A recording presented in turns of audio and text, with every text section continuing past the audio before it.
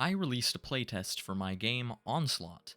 Before I get into the feedback I received from the playtest, let me show you what I did to prepare. I've been going to a huge LAN gaming event called PDX LAN for a while, and I thought it would be a good idea to see if I could hand out playtest keys there at the upcoming event. So I contacted PDX LAN's organizer, and he was on board with putting me on the schedule and making an announcement about it. Awesome. There was only one flaw with my plan. I didn't actually have a playtest-ready game build. And, how much time until the event? 2 weeks. Well, it's not real game dev unless you're crunching for a super close deadline. I guess I'd better get started. The first thing I decided to tackle was my list of known bugs I hadn't gotten around to fixing yet. The thing about game bugs is that each bug typically doesn't take too long to fix by itself. But game bugs are pretty much a hydra. You cut off one head, you fix one bug, and suddenly you discover 2 more as you're testing to see if you fixed the first one. So the finish line on fixing all the bugs kept moving away, but thankfully I did catch up and get through all of them. The funniest bug I came across was when you use a magic bomb, enemies on the very edge of the effect range actually gained health instead of lost it. This happened because of a small distance error in calculating the bomb dealing less damage the further away you are. I guess they do say what doesn't kill you makes you stronger. From some playtesting with just family and friends, I knew that I needed to fix the multiplayer enemy scaling. The current way to do it was spawn an extra enemy per portal for each player in the game, which I really like and I think it's a clever way to do easy difficulty scaling. But in practice, it gets tougher the more players you have.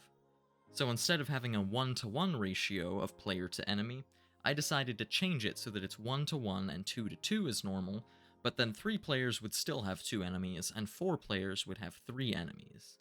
I also made it so that bosses have their health multiplied by the player count times 0.75 in 2, 3, and 4 player games. I think these balance things out quite well.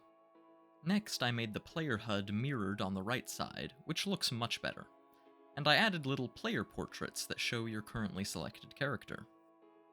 Also, it would probably be good if you could actually fight the boss, so I made the boss appear at the end of the normal enemy waves.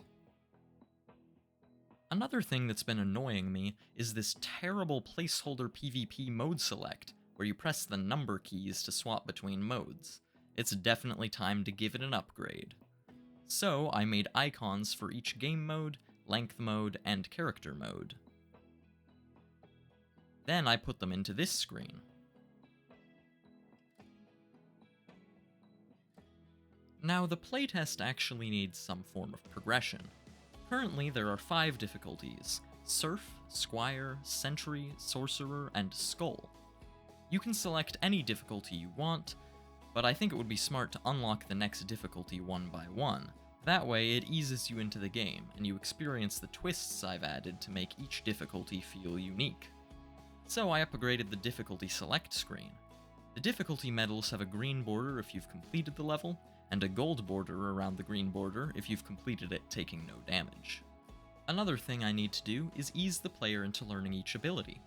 I can't just give them 15 abilities to have and learn all at once. So I made this cool ability screen that shows you each ability that you've unlocked. You start with the first 2 abilities on each character.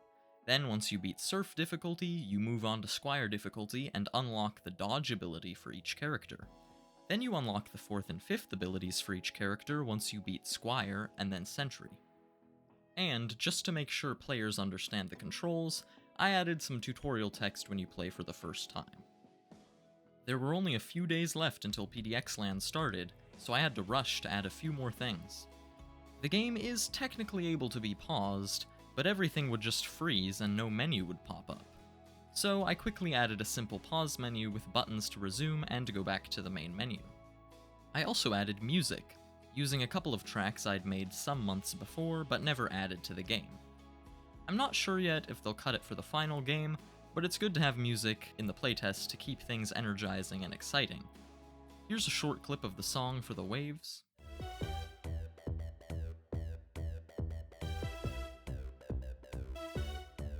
And here's a clip of the boss fight music.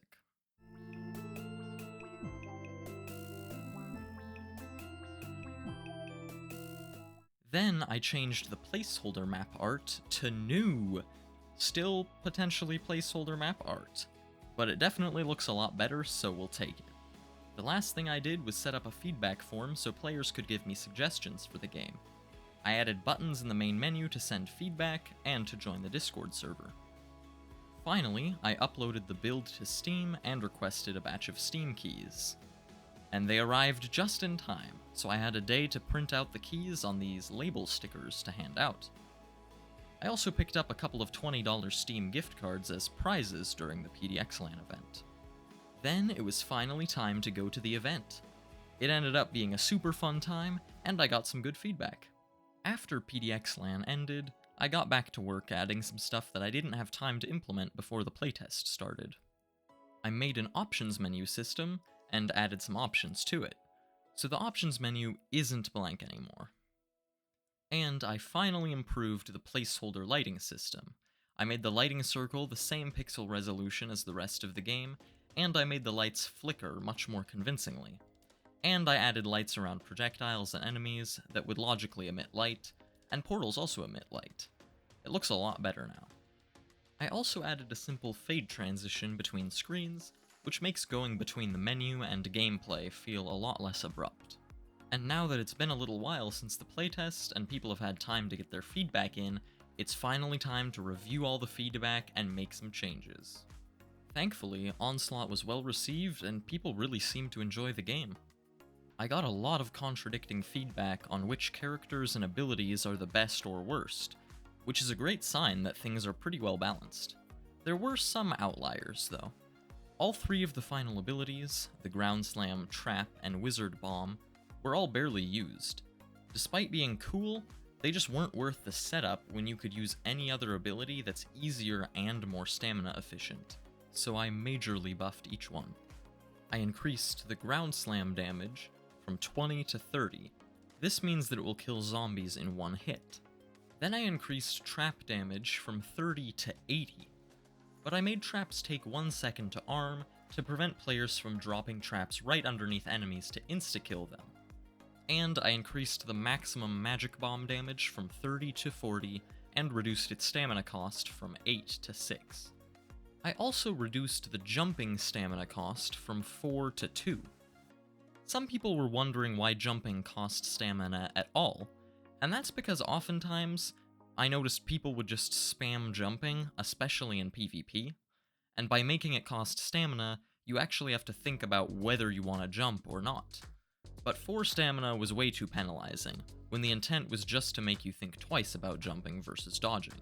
Hopefully 2 stamina is a sweet spot.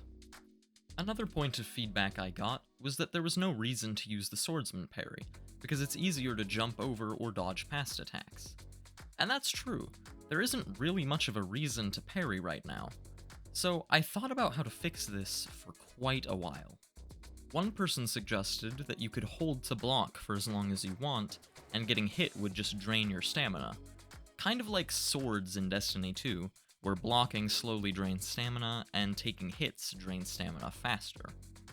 This might make it better and more useful, but I think that it's much more rewarding to time a parry right, and timing parries right also allows for a higher skill ceiling.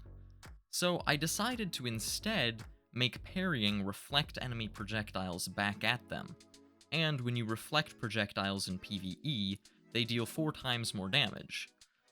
This new system rewards parrying a lot more, and it's super satisfying. I also made the parry timing a bit more forgiving because the window was a little too short before. Now, with all these changes made, it's finally time to update the playtest build on Steam. A huge thank you to everyone who's playtested Onslaught, your feedback has been super helpful. If you want to try out the game, you can join the Develop Discord server, ask me for a key, and check out the changes yourself. The next thing that I'm going to be working on is a new area with a bunch of new enemies, so stay tuned for another video on that.